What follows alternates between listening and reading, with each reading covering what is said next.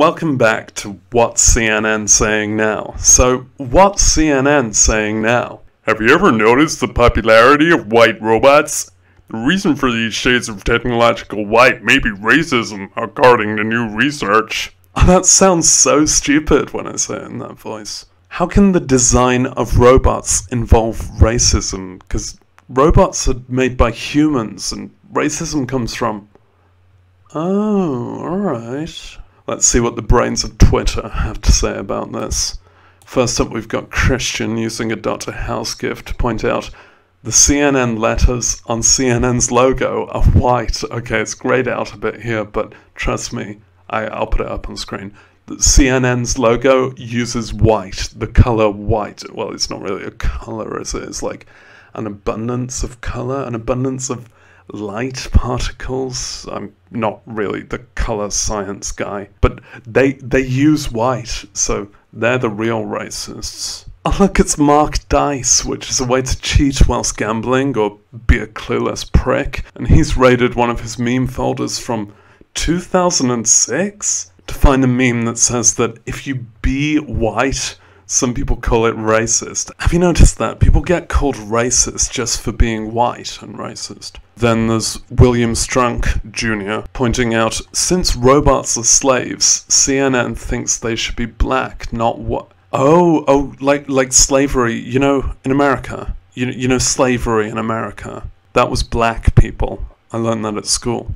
Don't know who this fucker is. There's Mr. Nuclear Cocaine saying that his robot vacuum is black. I presume he means a robot vacuum cleaner, not a robot vacuum, because a vacuum wouldn't be... Wait, a vacuum would be black, because it's like an absence of light particle. I am not the color science guy. So luckily, his robot vacuum being black stops him from being a racist. Although if I were him, I would check the color of his cocaine. Okay, enough of that. Being one of those really in-depth YouTubers we have nowadays, I'm actually going to have a look at the article. Oh, the screen's gone white. So, this is a piece about a study done at the University of Canterbury in New Zealand. It's got a bit of journalistic fluff at the start, you know, it's leading off with some pop culture references to get us tuned in. You like pop culture, don't you? Pointing out that a lot of humanoid robots are white. Being a total soy boy, I'm actually going to have a look at the source. That's why they call it soy sauce. Robots and racism. Wait, robots and racism? Oh, it's 13 megabytes, that's a bit much. 9 pages long. Look, you can read the whole thing if you're really brave, but let's just find the pictures. You like pictures, don't you? So what they did in this study, they set up a shooting video game. You like video games, don't you? And you like shooting. And it's got 8 characters in it. Let's have a look at these characters. This first row, I'm going to call The Innocents. There's a naked dude just pacing along outside Camellia House with his not very convincing shadow and his can of Kant. It's just having a jolly old time by himself. Looks a bit bemused, but pretty harmless. I'm pretty sure this is at Calton College. And as in most video games, here's a palette swap of the same character. The next one is a guy with his mobile phone from the 1940s. Just kneeling there, trying to get some signal, trying not to laugh as he looks at you. And here's the fourth innocent, just another kneeling guy with a mobile telephone. The rest of the characters, I'm going to call them the hostiles, because they've got guns. They're not pointing the guns at you, but, you know, they've got guns. They are established as the enemies. This is a shooting game.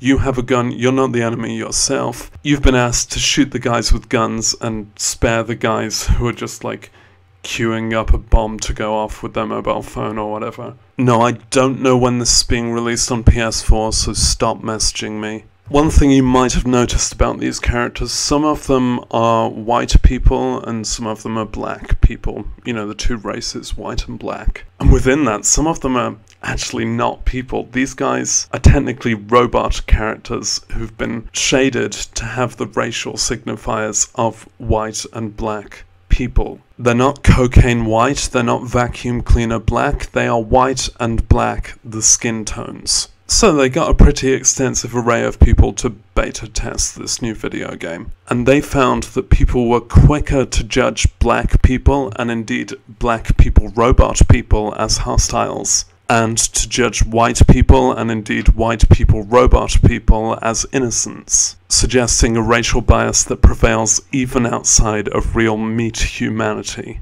And that's really interesting, and it's worth studying, and a lot of us are guilty of it. I bet I'm guilty of it. We're probably guilty of it regardless of our own race, due to cultural biases, due to these tiny things that we don't notice. That's the point of sociology, and it's really interesting. And I'm really glad that there are funded university departments to look into this, because it's advancing understanding. And technology can and should advance, so there are more things to understand. But simultaneously, we should work on achieving an understanding of what we've already got. And sociology is wonderful for that. So these are salient findings, but it does imply a problem in society. You're probably aware that we treat black people worse than white people in general. And now we know that we treat black robots worse than white robots. So what can we do about it? Well, the same team have done another study where they added more robots to the game with different skin tones. And they found that as they increased the racial diversity, participants' racial bias toward the robots disappeared altogether. So indeed, it might just be that making robots with humanoid features have more racially diverse humanoid features is literally better for society, as it plays against racial bias. Which is what the study says if you read the study, or what the article says if you read the article, or what the tweet says.